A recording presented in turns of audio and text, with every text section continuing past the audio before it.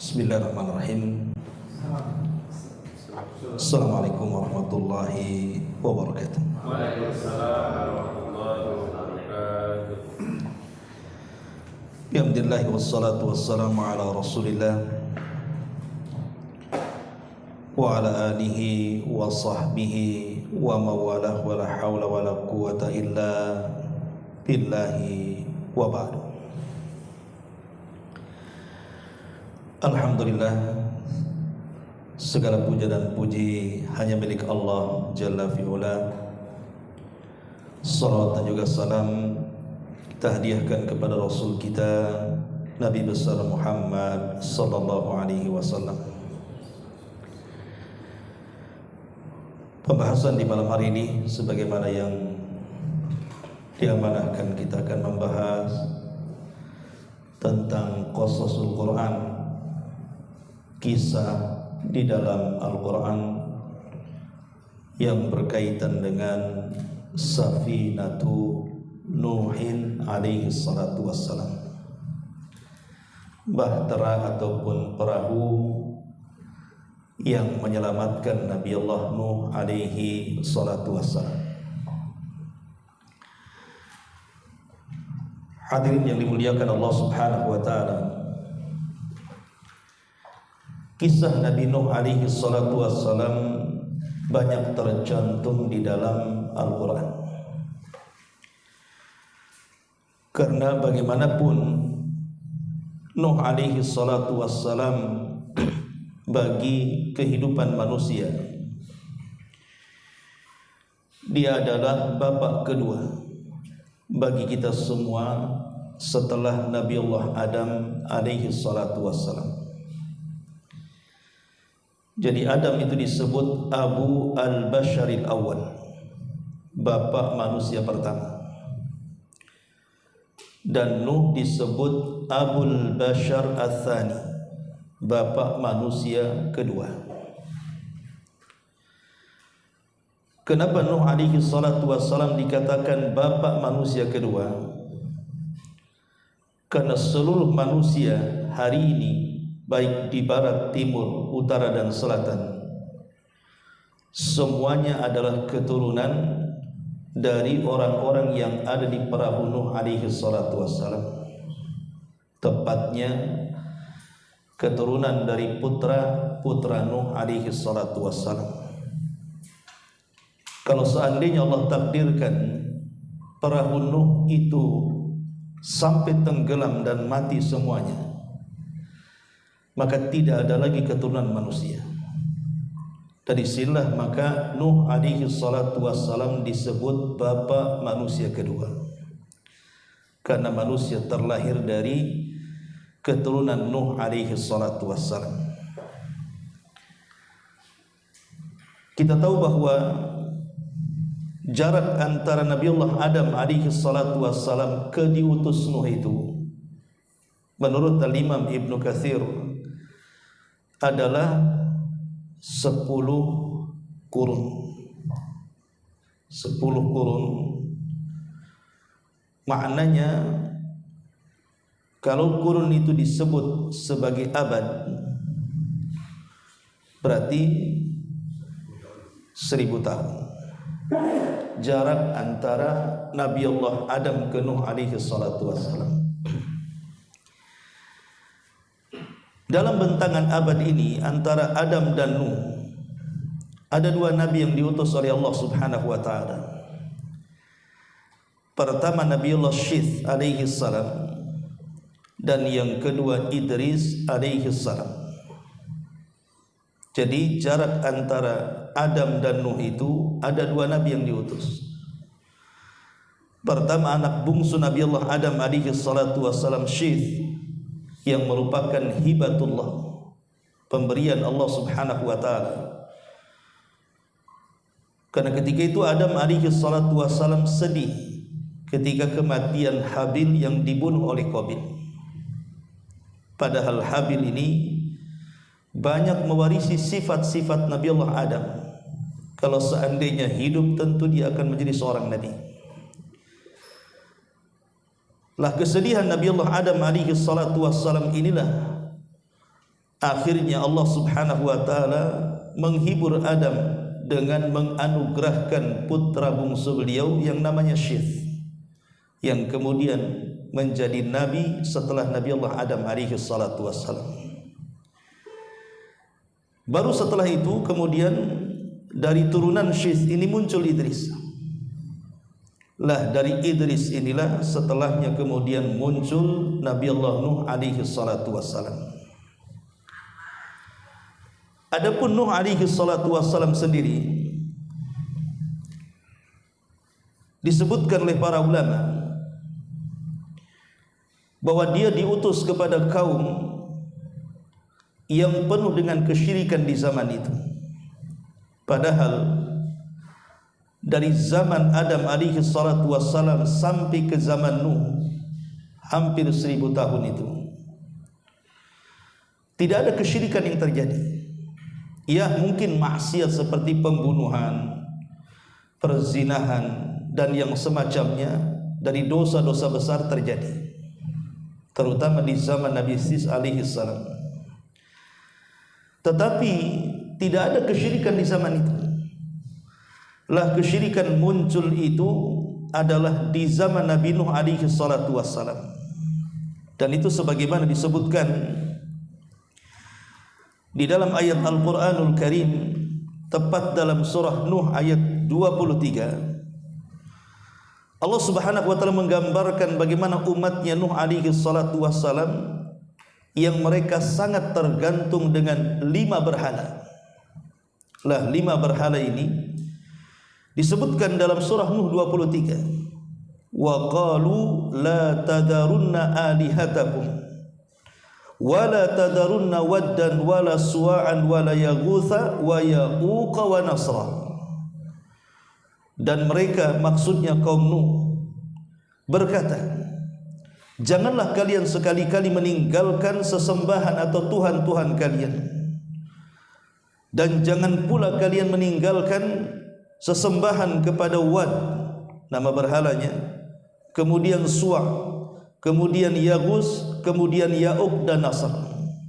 Inilah nama berhala yang disembah di zaman Nabi Nuh. Wad, Suwa, Yaghus, Ya'uq dan Nasr. Ada yang mengatakan bahwa berhala-berhala ini, menurut Abdullah ibn Abbas radhiyallahu anhuma, 5 orang ini sebenarnya satu keluarga, di mana ayahnya yang bernama Wad atau disebut dengan Wud. Disebut Wud atau Wad karena dicintai oleh umatnya. Sehingga karena saking cintanya kepada Wad ini, ketika Wad kemudian meninggal dunia, maka mereka sangat kehilangan dengan tokoh satu ini. Akhirnya kemudian dakwah dilanjutkan oleh putra-putranya. Setelah Wad meninggal, kemudian dilanjutkan oleh Suwa'. Kemudian Suwa' meninggal, dilanjutkan oleh Yaghus. Yaghus meninggal, dilanjutkan oleh Ya'uq, dan terakhir oleh Nasr. Lah ketika 5-5-nya meninggal, maka umat di zaman itu sudah tidak punya lagi tokoh yang mereka agungkan, sehingga mereka merasa sedih. Karena Nabi juga tidak diutus kepada mereka, di mana nabi-nabi sebelumnya sudah meninggal dunia, dan Nabi yang baru belum diutus oleh Allah Subhanahu wa taala. Akhirnya kemudian generasi kedua, datanglah kemudian iblis yang ketika itu memang ingin menyesatkan Bani Adam. Sudah 10 abad iblis ini berusaha untuk menyimpangkan anak Adam agar melakukan kesyirikan, tapi tidak berhasil. Lah peristiwa kematian keluarga Wad inilah yang kemudian iblis memanfaatkan untuk memasukkan dosa paling besar yang tidak akan pernah diampuni oleh Allah Azza wa Jalla, dosa syirik, tapi dengan cara khutuwat, perlahan, selangkah demi selangkah. Iblis datang kepada orang-orang yang masih cinta dengan keluarga Wud ini, kemudian mengatakan, Kalau kalian suka dan senang atau cinta dan rindu kepada mereka, kenapa kalian tidak membuat prasasti? Ya, semacam patung-patung untuk dikenang. Supaya kalau seandainya datang kerinduan, kita bisa melihat patung-patung itu. Dan itu bisa membangkitkan ketaatan kita kepada Allah Azza wa Jalla. Maka mulailah kemudian mereka pun membuat patung-patung dari keluarga Wud tadi, dan diletakkan di tempat yang khusus oleh mereka. Setelah kemudian para pembuat patung ini meninggal dunia, mereka tidak menyembahnya, hanya sekedar membuat patung saja supaya mengenang jasa-jasa keluarga Wad ini.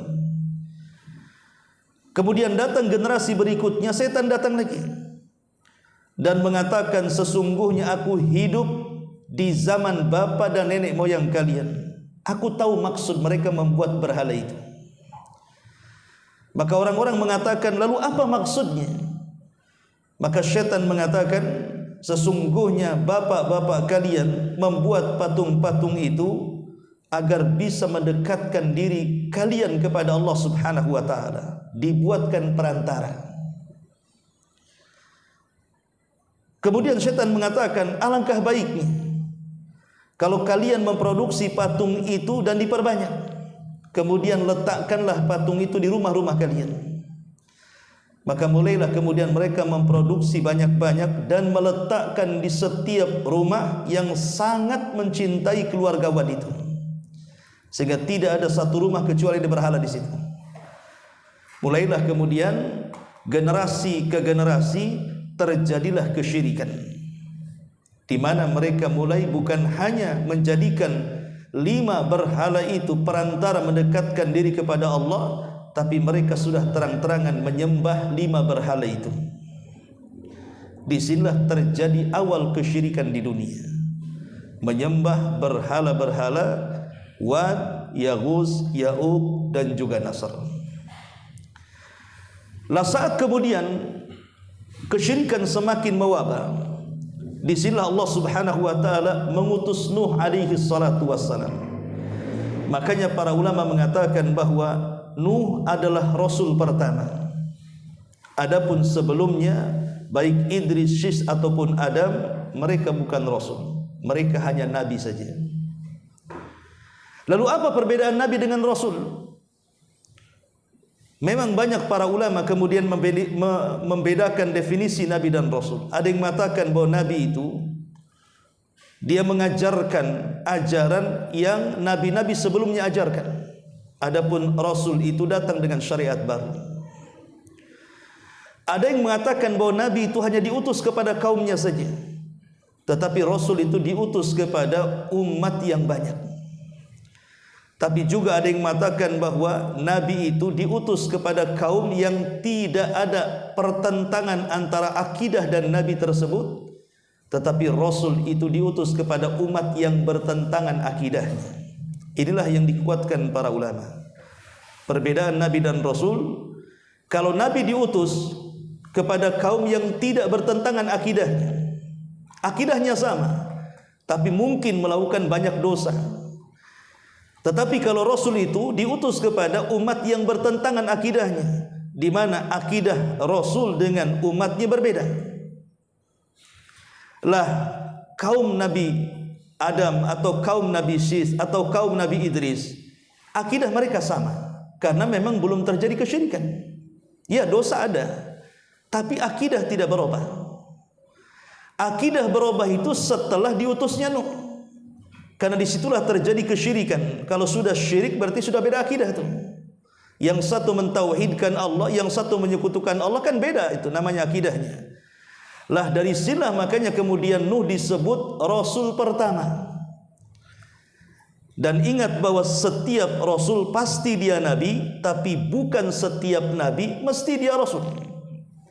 Lah Nuh ini merangkap, dia juga rasul, dia juga nabi. Diutus kepada umat yang pertama kali melakukan penyimpangan akidah dalam sejarah. Kesyirikan pertama terjadi kepada kaum Nuh karena mereka menyembah 5 berhala yang disebutkan dalam surah Nuh ayat 23 tadi. Ma'asyiral muslimin yang dimuliakan Allah Azza wa Jalla, Nuh ini dikenal banyak taktik dalam berdakwah. Artinya uslub-uslub yang dilakukan Nuh itu luar biasa. Berbagai macam cara Nuh itu mendakwahkan kaumnya, baik dengan cara lembut ataupun keras, baik dengan cara sembunyi-sembunyi atau terang-terangan, itu dilakukan oleh Nuh alaihi salatu wassalam. Makanya kalau kita membaca tafsir surah Nuh dengan lengkap itu luar biasa. Bekal seorang dai bagaimana Nuh itu berdakwah itu memang perlu sekali. Tapi masalahnya kaum yang dihadapi Nuh itu bukan kaum biasa. Mereka adalah kaum yang keras kepala, susah untuk dapat hidayah. Sekalipun Allah Subhanahu wa taala berfirman, "Walaqad arsalna Nuhan ila qaumihi falabitha fihim alfa sanatin illa khamsina ama." Dan sesungguhnya kami mengutus Nuh kepada kaumnya, maka ia tinggal di antara mereka 1000 tahun dikurangi 50 tahun. Artinya Nuh berdakwah kepada kaumnya itu cukup lama, 950 tahun.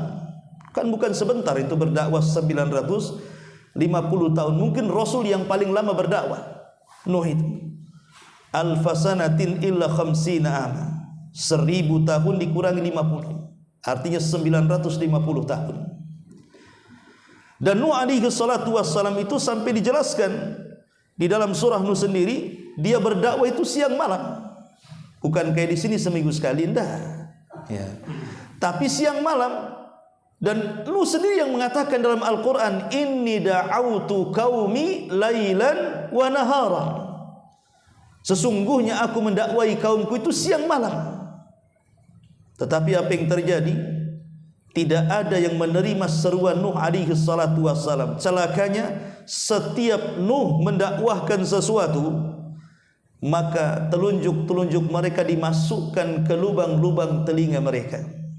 Coba kalau seandainya ada seorang dai kemudian berdakwah, yang didakwahinya memasukkan ujung telunjuk ke telinga gini, apa enggak resign dai itu? Karena enggak didengarkan. Ya. Lebih daripada itu, ditutup pula mukanya. Ya. Dan itu dijelaskan dalam surah Nuh, bagaimana kaumnya itu menutup muka mereka dengan baju-bajunya dan meletakkan ujung jari di lubang-lubang telinganya. Saya kira tidak ada seorang dai seperti Nuh yang bersabar seperti itu. Pasti akan resign jadi dai. Jangankan itu dibully oleh jamaahnya saja, tidak mau ngajar lagi. Nggak dikasih amplop saja nggak datang. Jadi kalau kita melihat teladan Nuh alaihi salatu wassalam memang luar biasa. Tetapi kesabarannya 950 tahun, kata Imam Ibnu Katsir, setiap 20 tahun sekali hanya dapat satu pengikut. 20 tahun sekali hanya dapat satu pengikut. Makanya dikisahkan dalam kisah Israiliyat, yang masuk ke perahu Nuh itu ada yang mengatakan 40 orang, dan yang paling banyak 80 orang, dan ada juga yang mengatakan yang masuk di situ hanyalah putra-putra Nuh, istri dan anak-anaknya saja. Artinya kan tidak banyak itu. Padahal Nuh itu berdakwah selama 950 tahun. Kenapa pendapat yang paling banyak yang ada di perahu Nuh itu cuma 80 orang? Menunjukkan apa? Nuh itu dihadapkan kepada kaum yang susah mendapatkan hidayah. Karena ada kaum itu yang disfirmankan Allah Subhanahu wa taala, a'anzartahum am lam tunzirhum la yu'minun. Ada kaum itu yang kau peringatkan atau kau tidak peringatkan, mereka tidak akan pernah beriman. Degil, keras kepala. Ma'asyiral muslimin yang dimuliakan Allah Subhanahu wa taala. Baik, saya akan bacakan satu kisah Nuh ini dalam satu surat. Nanti kita akan kembangkan. Ambil saja surat yang disebutkan di dalam Al-Quran adalah surah Hud alaihi salatu wassalam, surah Hud. Ya. Ma'asyiral muslimin yang dimuliakan Allah Subhanahu wa taala. Allah Subhanahu wa taala berfirman, wa uhiya ila nuhin annahu lan yu'min min qaumika illa man qad aman fala tabta'is bima kanu yaf'alun. Telah diwahyukan oleh Allah Subhanahu wa taala kepada Nuh alaihi salatu wassalam, ketahuilah bahwa tidak akan beriman di antara kaummu kecuali orang-orang yang benar-benar telah beriman, maka janganlah engkau bersedih atas apa yang selalu mereka perbuat kepadamu.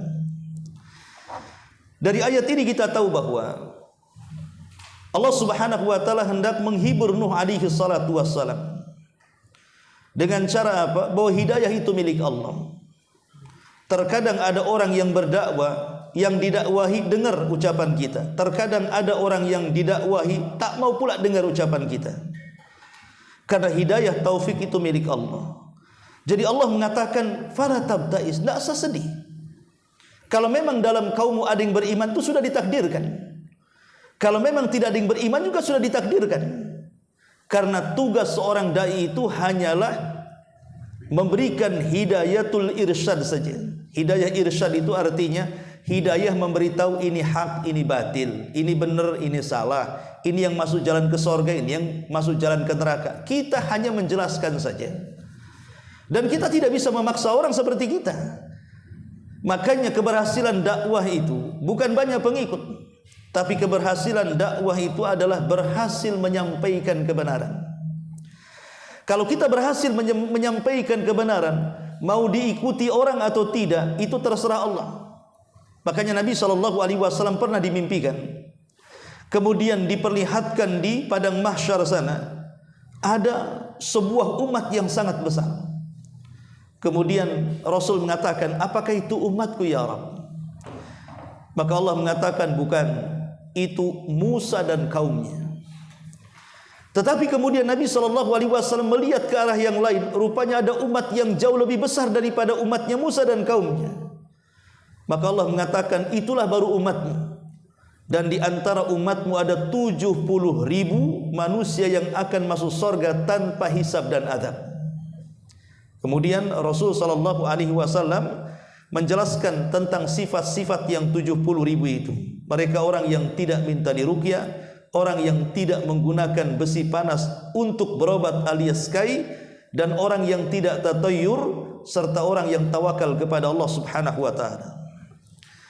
Tetapi di sisi lain Rasul melihat ada seorang nabi, pengikutnya cuma 3 saja.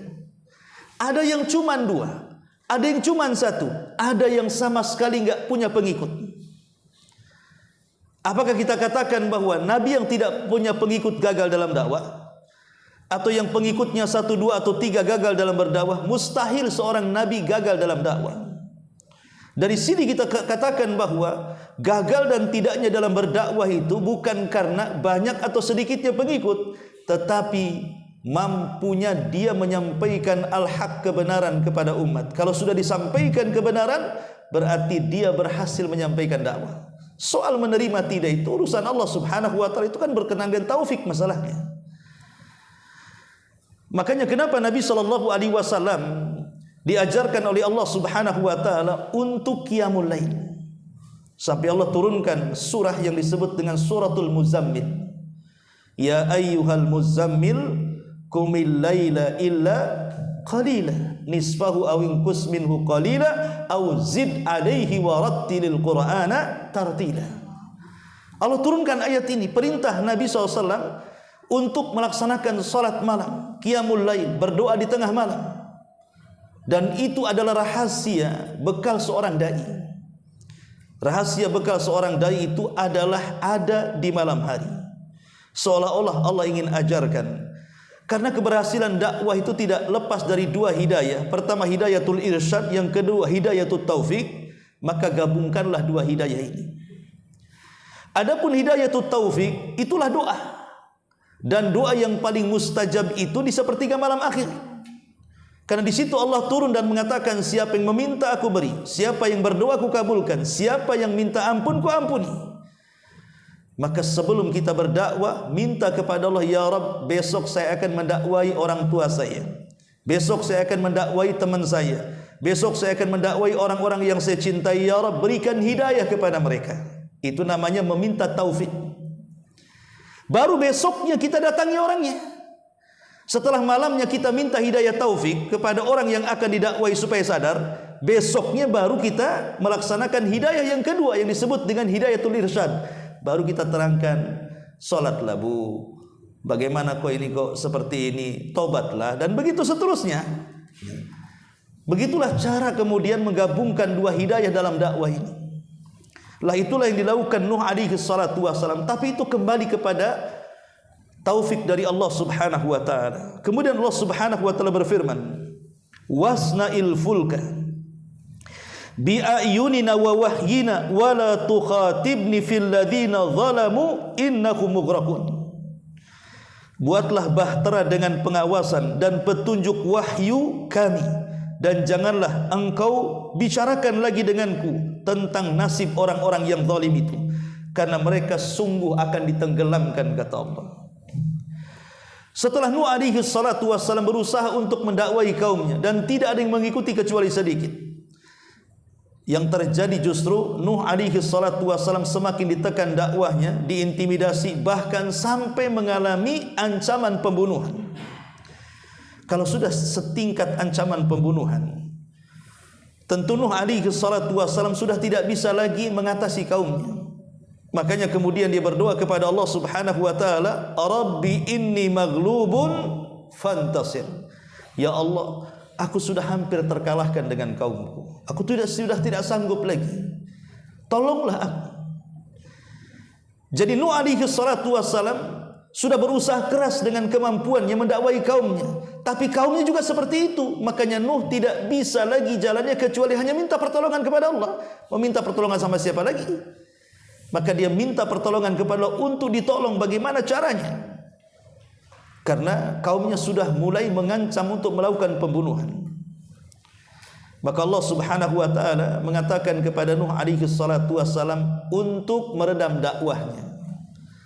Maksudnya sudahlah, dakwahmu berhenti dulu. Sekarang ada tugas yang akan aku tugaskan kepadamu. Buatlah perahu. Memang tidak dijelaskan dalam Al-Quran tentang perahu ini seperti apa. Walaupun kalau kita mengacu kepada kisah-kisah Israiliyat, bahwa panjang perahu itu 300 hasta, kemudian lebarnya 50 hasta, kemudian bentangan tingginya 30 hasta. Itu menurut versi Israiliyat, ya, Taurat lah bahasa kitanya. Ya. Kalau seandainya 300 hasta, berarti kan 1 hasta setengah meter. Berarti kan 150 meter panjangnya. Ya. Kemudian kalau tingginya 50 hasta, berarti tingginya 25 meter. Ya. Tingginya 25 meter gitu ya. Kemudian bentangannya lebarnya, bentangannya sekitar 50 hasta, artinya 25 meter. Kemudian ketinggiannya 30 hasta, artinya 15 meter. Berarti 150 meter panjang, kemudian 25 meter lebar, kemudian ketinggian hanya 15 meter. Itu menurut versi Taurat. Ya. Tetapi bagaimanapun kita tidak mengacu kepada Taurat. Sebab kalau seandainya mengacu kepada Taurat, walaupun pernah terjadi negara Turki pernah meneliti tentang di mana berlabuhnya perahu Nuh alaihi salatu wassalam, yang konon menurut pendapat sebagian ulama sejarah itu memang berlabuh di dekat dengan Turki. Jadi dekat dengan Turki, Suriah dan Irak begitu ya. Sampai kerajaan Turki Utsmani di zaman itu pernah meneliti. Karena di sana ada tonjolan masalahnya. Ada tonjolan yang menunjukkan bentuk perahu. Kemudian setelah digali dan diteliti, rupanya persis seperti yang dikatakan dalam kisah Israiliyat tadi. Panjangnya 300, kemudian lebarnya 50 hasta, kemudian ketinggiannya 30 hasta. Tapi sekali lagi, ini tidak bisa memastikan apakah itu perahunya Nuh atau bukan. Kenapa demikian? Karena berdasarkan Al-Quran dan Sunnah Nabi SAW tidak dijelaskan tentang sifat-sifatnya. Hanya Allah Subhanahu Wa Taala mengatakan Dzatu alwahin wa dusur. Quran yang mengatakan seperti itu. Jadi perahu Nuh itu terbuat dari papan zatu alwah, dari papan kayu, dan juga dari paku-paku kayu. Paku yang terbuat dari kayu alias pasak bahasa kitanya. Jadi dia dari papan, kemudian hanya dipasak dan memiliki kamar-kamar. Tidak dijelaskan kemudian berapa bentangannya, berapa tingginya, berapa panjangnya. Karena kalau secara logika saja kita bicara, binatang yang ada di zaman sekarang, kalau antum ke kebun binatang, kan banyak macam-macam binatang itu. Satu dunia ini kalau binatang dikumpulkan, mungkinkah dengan perahu yang sebesar yang tadi saya katakan hanya 150 meter mampu memuat binatang sebanyak itu kan? Kan mustahil. Ya. Sementara binatang itu banyak sekali. Sementara yang masuk ke perahu itu kan sepasang-sepasang itu. Gajah sepasang, ini sepasang, dan semua sepasang kan begitu. Makanya sekali lagi bahwa kita tidak bisa memastikan berapa besarnya. Dan apakah kemudian perahu yang ditemukan oleh kerajaan Turki Utsmani di zaman itulah perahunya? Wallahu a'lam, kita tidak bisa memastikan. Tapi yang jelas bahwa innallaha ala kulli syai'in qadir. Allah itu atas segala sesuatu maha mampu. Mampu membuat kapal. Karena kapal Nabi Nuh itu desainnya bukan Nuh yang membuat. Itu wahyu dari Allah. Kan Allah yang mewahyukan supaya Nuh membuat perahu, dan Allah yang mengajarkan bagaimana cara membuat perahu. Sehingga berapa besarnya, berapa lebarnya, berapa tingginya, apakah semua binatang masuk semuanya atau tidak. Sampai dalam kisah, dalam tafsir Ar-Razi, itu dijelaskan. Ada pertanyaan seperti ini. Apakah kemudian singa juga masuk ke dalam perahu? Sebab kalau singa masuk ke perahu, kemudian dia lapar, apa enggak dimakan semua satu perahu itu? Ya. Maka dijelaskan oleh Ar-Razi, menukilkan tentunya kisah Israiliyat, bahwa saat kemudian singa ini mau dimasukkan ke dalam perahu, Nuh sempat kemudian meminta alasan kepada Allah, ya Rabb, macam mana kalau singa dimasukkan ini? Apa enggak habis tuh hewan dalam satu perahu ini? Tapi Allah Subhanahu wa taala mengatakan, masukkan saja dan aku akan timpakan humma kepada Asad. Humma itu penyakit demam, malas makan, sehingga dia akan murung dalam perahu dan tidak mau makan. Ya, ini kisah Israiliyat, tidak ada Quran sunnahnya.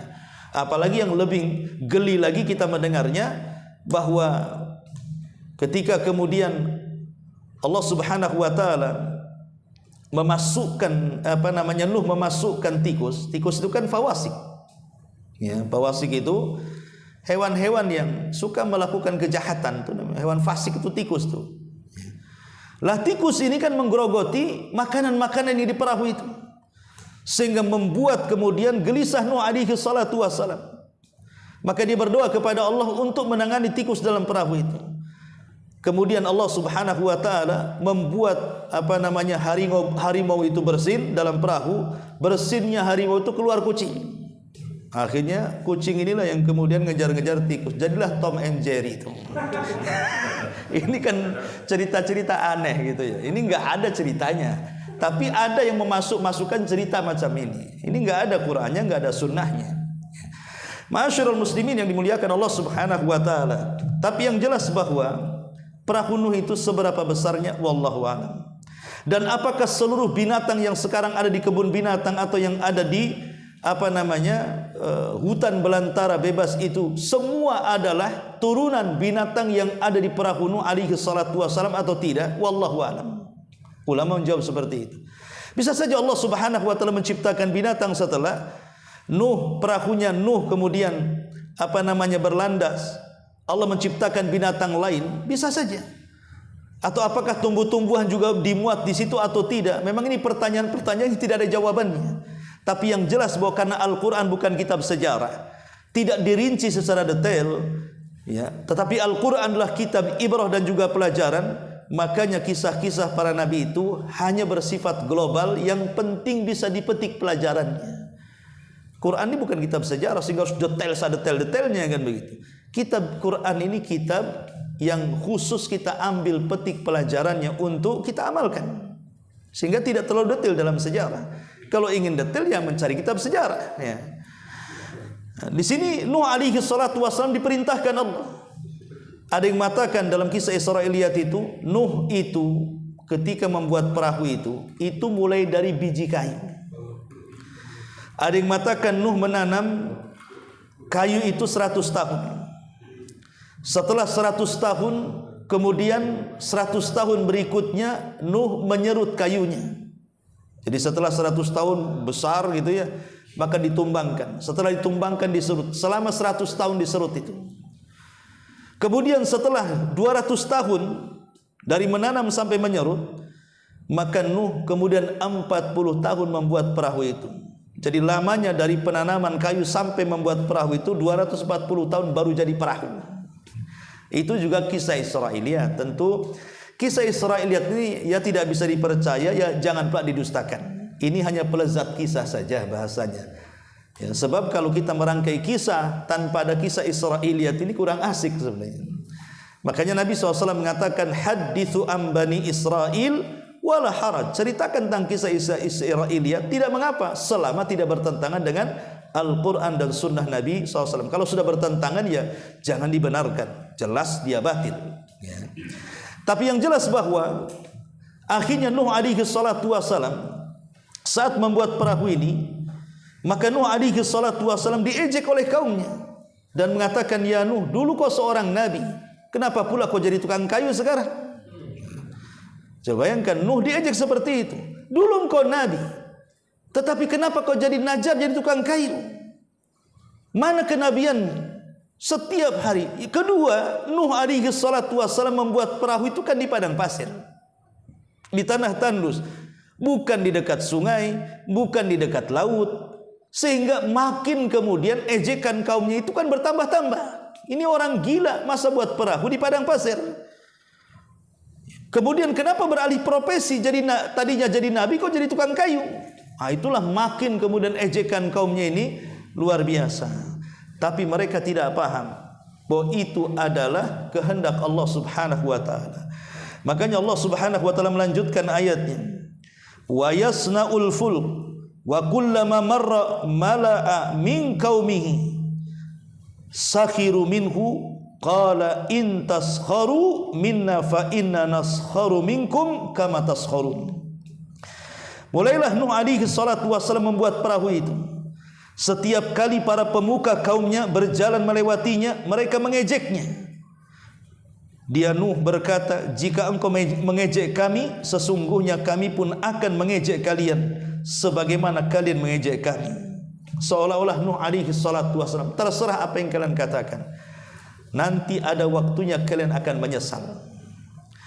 Maka dari sini Allah Subhanahu wa taala mengatakan lanjutannya, fasaufa ta'lamun, maka kelak kalian akan tahu, man ya'tihi adzabun yukhzihi wa yahillu alaihi adzabun muqim.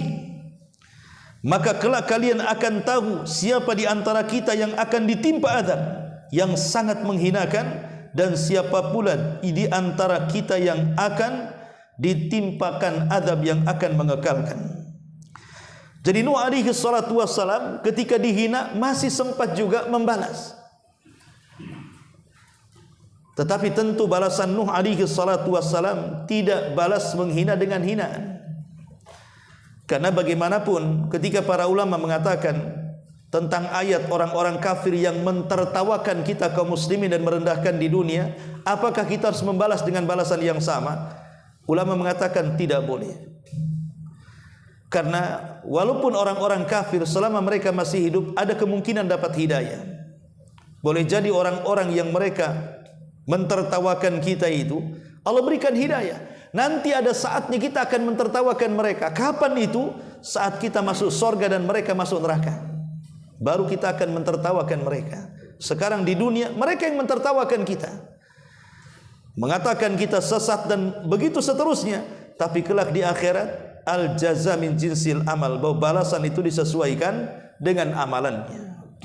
Ma'asyiral muslimin yang dimuliakan Allah Subhanahu wa taala, maka pada waktu yang sudah ditentukan Allah katakan di sini, hatta idza jaa amruna wa farat tanur qulna hmil fiha min kulli zawjayn itsnaini wa ahlaka illa man sabaqa alaihi alqaul wa man amana ma'ah illa qalilun.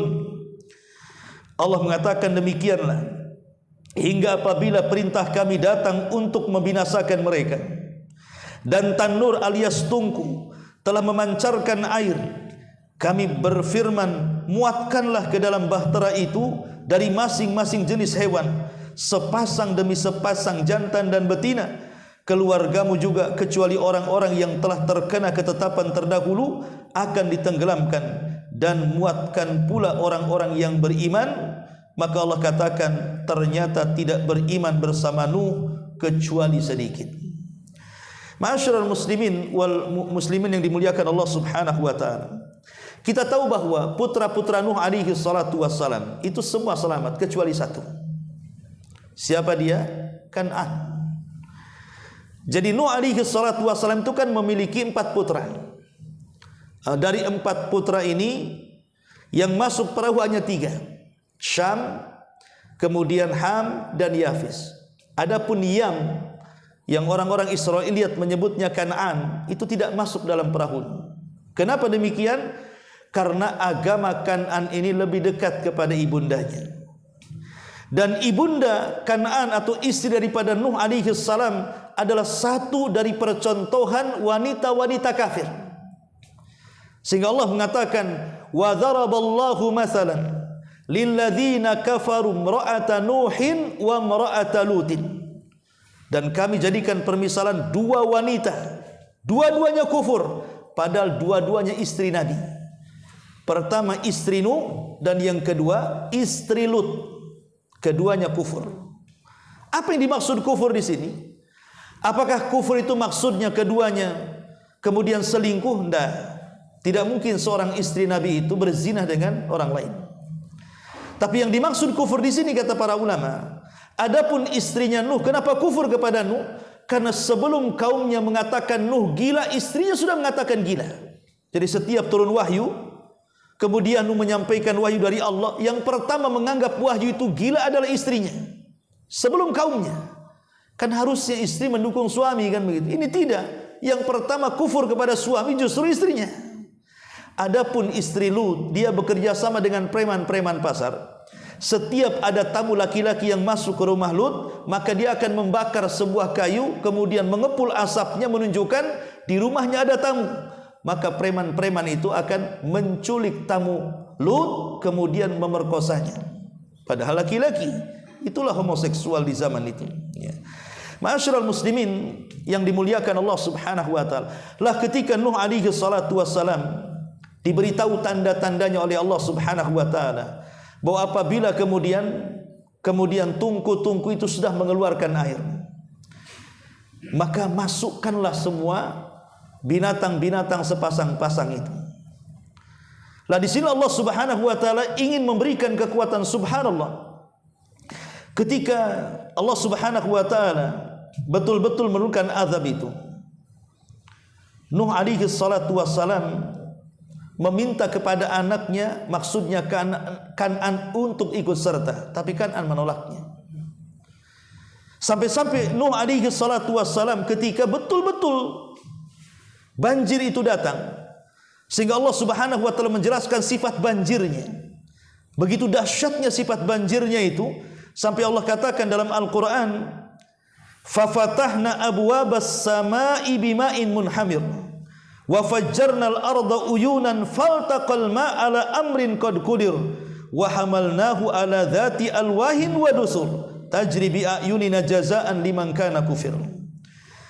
Lalu kami bukakan pintu-pintu langit dengan menurunkan air yang deras sekali.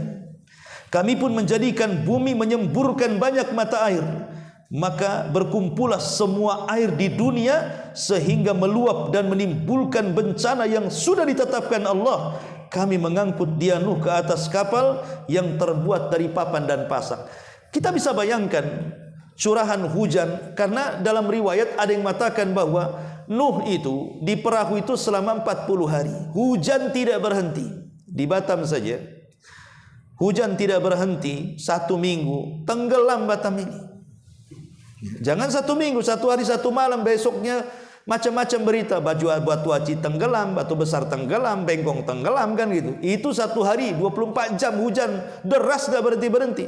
Tenggelam Batam ini. Ini 40 hari gak berhenti. Tidak cukup sampai di situ.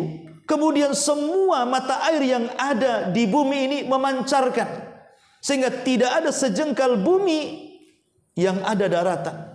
Semua air lautan menyatu dengan air sungai. Kemudian mata air terpancar naik ke atas, air hujan pula deras. Kita bisa bayangkan tuh banjir sedemikian besarnya. Lah Nuh alaihi salatu wassalam sempat melihat anaknya Kan'an ini menjauh dari kaumnya. Sehingga kemudian Nuh alaihi salatu wassalam mengatakan kepada putranya, jadi perahunya diarahkan kepada putranya dan mengatakan kepada putranya, irkam ma'ana, ya bunayya irkam ma'ana. Wahai anakku, bisa enggak kau naik ke perahu? Bisa enggak kau naik ke perahu? Tapi subhanallah, memang pengaruh akidah sesat ini susah sekali. Jelas-jelas dia akan binasa dan mati, tetap dia mengatakan tidak akan naik perahumu, sa'awi ila jabalin ya'simuni minal amri. Enggak, saya akan naik ke gunung saya. Enggak mungkin banjir ini sampai di atas bukit, katanya. Dia naik ke gunung. Nuh meyakinkan anaknya dan mengatakan, la asimal yaum, enggak akan ada yang selamat. Nuh sudah ngomong sama anaknya, enggak akan ada yang selamat, naik kamu. Tetap dia mengatakan, sa'awi ila jabal, tetap saya akan naik ke gunung, katanya. Subhanallah. Akhirnya dia pun tetap naik ke gunung. Kemudian air ini semakin tinggi.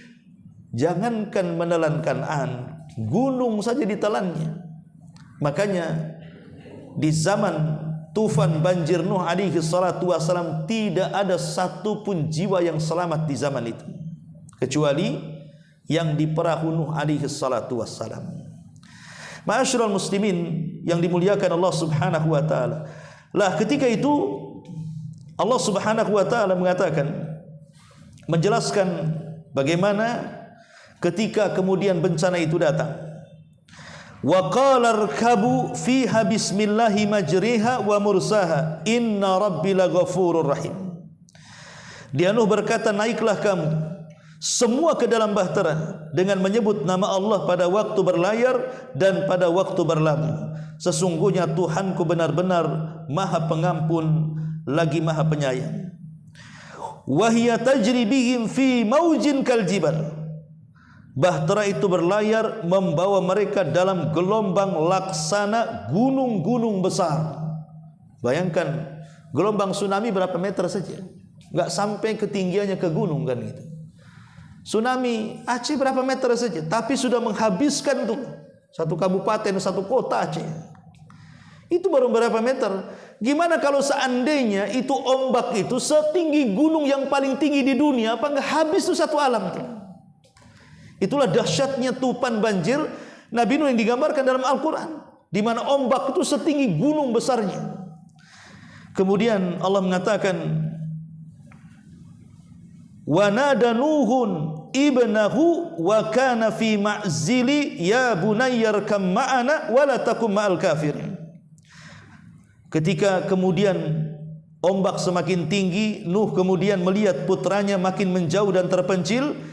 Maka Nuh mengatakan kepada putranya, wahai anakku, naiklah ke dalam bahtera bersama kami dan janganlah engkau bersama orang-orang kafir. Ma'asyiral muslimin yang dimuliakan Allah Azza wa Jalla, kita tahu bahwa Kan'an kenapa kemudian tidak ikut syariat Nuh alaihi salatu wassalam dan ikut syariat ibunya? Karena dia adalah anak yang paling bungsu, yang dekat dengan ibunya. Dari sini ada yang mengatakan bagaimana pengaruh wanita itu ketika mempengaruhi negatif kepada keturunan. Dalam Islam, kenapa kemudian kita disuruh untuk mencari pasangan itu yang baik agamanya? Sampai Rasul mengatakan, tungkahul mar'atu li arba. Wanita dinikahi karena 4 perkara. Pertama karena kecantikannya, yang kedua karena hartanya, yang ketiga karena nasabnya, dan yang keempat karena agamanya. Apa kata Rasul? Fadfar bidzati din taribat yadak. Ambil yang baik agamanya, itu yang akan menyelamatkan hidupnya. Kenapa Nabi SAW mengatakan fadfar bidzati din? ambil istri itu yang baik agamanya, karena yang akan mempengaruhi keturunan kita itu dari pihak perempuan. Coba bayangkan, Anda laki-laki pergi pagi bekerja kemudian pulang sore, kan umumnya laki-laki seperti itu. Umumnya para suami itu jarang di rumah. Mereka pergi pagi pulang malam, kadang tak pulang. Ya. Kadang kalau sampai mungkin kerja di luar negeri itu berbulan-bulan baru pulang kan. Lah anak-anak sama siapa kalau bukan sama istri? Ya. Makanya istri itu disebut umul madrasah. Dia adalah induk daripada madrasah anak-anak. Kalau seandainya kemudian dia baik, insya Allah anak-anaknya baik itu. Kalau seandainya dia jahat, anak-anaknya menjadi jahat. Lihat para ulama madhab, mereka menjadi ulama dunia itu, siapa yang mendidik mereka? Imam Syafi'i. Kenapa dia menjadi imam dunia? Ibunya yang mendidik. Imam Ahmad menjadi imam dunia, ibunya yang mendidik. Karena rata-rata imam madhab itu terlahir yatim. Ibu-ibu mereka yang mendidik, kan begitu. Lah disinilah pentingnya seseorang itu untuk ya minimalnya kemudian memberikan tarbiyah kepada istri-istrinya supaya membawa pengaruh positif kepada keturunannya. Jangan seperti istrinya Nuh yang kemudian membawa pengaruh negatif kepada anaknya, sehingga 1 dari 4 putra Nuh kufur dengan ajaran Nuh, akhirnya ditenggelamkan Allah Subhanahu wa taala. Ma'asyiral muslimin yang dimuliakan Allah Subhanahu wa taala. Kemudian Allah Subhanahu wa taala mengatakan, qala sa'awi ila jabalin ya'simuni minal ma'. Dengan pedenya anaknya Nuh Kan'an mengatakan, aku akan berlindung ke gunung yang dapat menyelamatkan aku dari air. Qala maka Nuh mengatakan, la asimal yauma min amrillah. Putraku, tidak ada penyelamat hari ini dari ketetapan Allah. Illa man rahim, kecuali orang yang dirahmati Allah Subhanahu wa taala. Wa hala bainahumal mauju fakana minal mughraqin. Gelombang menjadi penghalang antara keduanya, maka jadilah anak itu termasuk orang-orang yang ditenggelamkan Allah Subhanahu wa taala. Lah dari kisah ini ikhwatu fiddin yang dimuliakan Allah Subhanahu wa taala, maka kita bisa ambil petik bagaimana orang-orang yang kufur dibinasakan oleh Allah Subhanahu wa taala dan orang-orang yang beriman diselamatkan Allah fid dunya wal akhirah.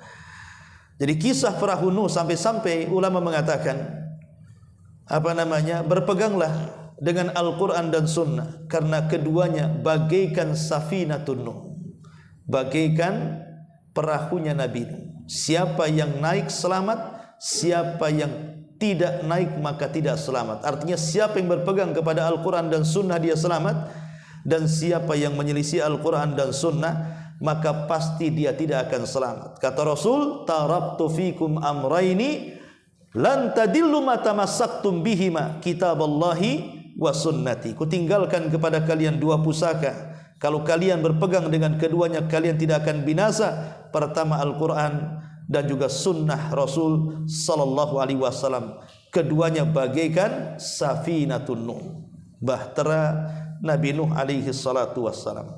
Adapun tentang kisah setelah kemudian berlabuhnya perahu Nuh ini, memang terjadi silang pendapat di mana sebenarnya Bukit Jud yang digambarkan dalam Al-Quran, wastawat alal jud, maksudnya perahunya kemudian singgah di Bukit Jud. Ada yang mengatakan Jud itu adalah Mekah, jadi perahunya Nabi Nuh itu singgah di Mekah.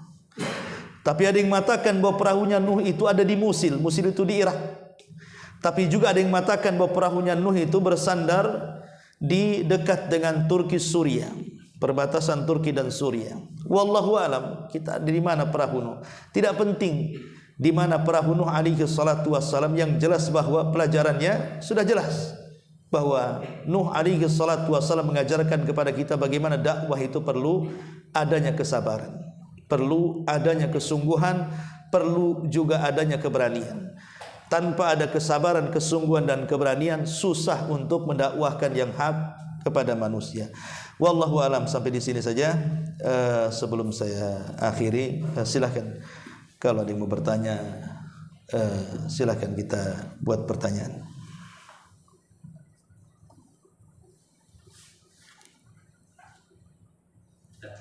Iya. Jadi kalau secara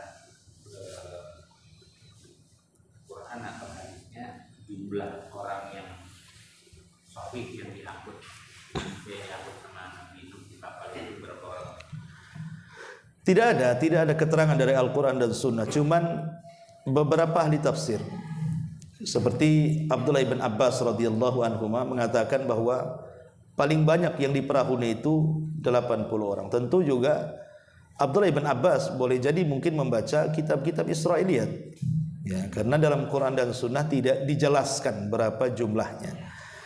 Tapi yang disepakati menurut ulama yang jelas adalah putra-putra Nuh semuanya di situ, kecuali satu Kan'an.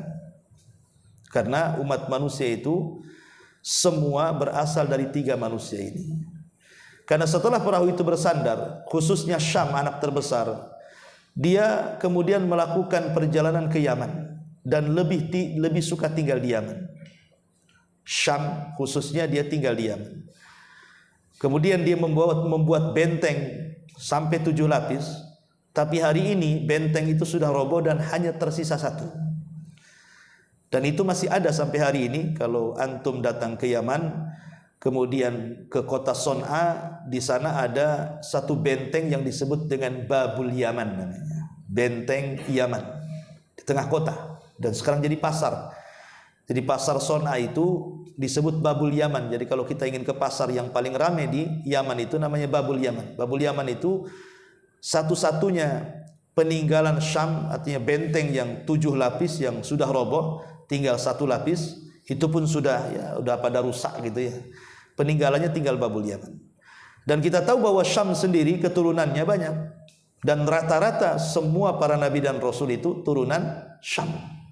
Karena nanti dari turunan Syam ini sampai kepada Ibrahim alaihi salatu wassalam, dan Ibrahim itu adalah bapak daripada seluruh para nabi. Makanya melahirkan bangsa Arab. Syam ini melahirkan bangsa Arab gitu ya. Adapun yang lainnya ya tersebar. Yafis itu umumnya kita orang Asia itu turunan Yafis. Yafis putra Nuh alaihi salatu wassalam. Kalau orang-orang berkulit hitam itu rata-rata turunan Ham, ya, putra Nuh alaihi salatu, seperti Sudan dan yang semacamnya.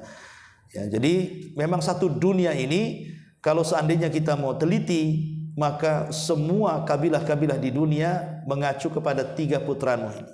Boleh jadi mungkin kita di antara kita turunan Yafis putra Nuh, atau di antara kita turunan Ham putra Nuh, atau di antara kita turunan Syam putra Nuh. Antara 3 itu saja. Wallahu a'lam.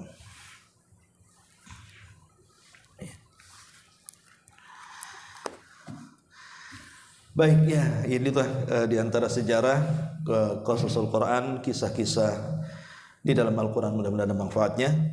Kita tutup dengan kafaratul majlis. Subhanakallahumma wa bihamdika asyhadu an la ilaha illa anta astaghfiruka wa atubu ilaik. Allahu ta'ala alam. Assalamualaikum warahmatullahi wabarakatuh. Waalaikumsalam warahmatullahi wabarakatuh.